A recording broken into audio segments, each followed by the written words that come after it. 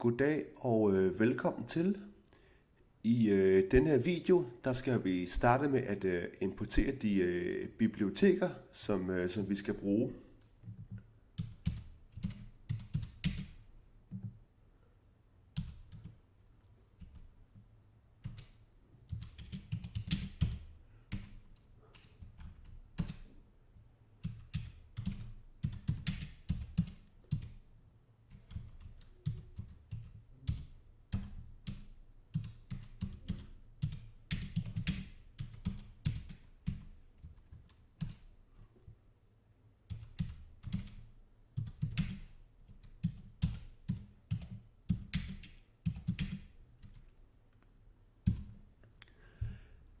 Godt. Det er indtil videre det, vi skal bruge, og vi prøver lige at køre vores kode, og så burde det gerne ikke give nogen fejl. Storslået. Det var alt fra denne video. Vi ses i næste video. Tak.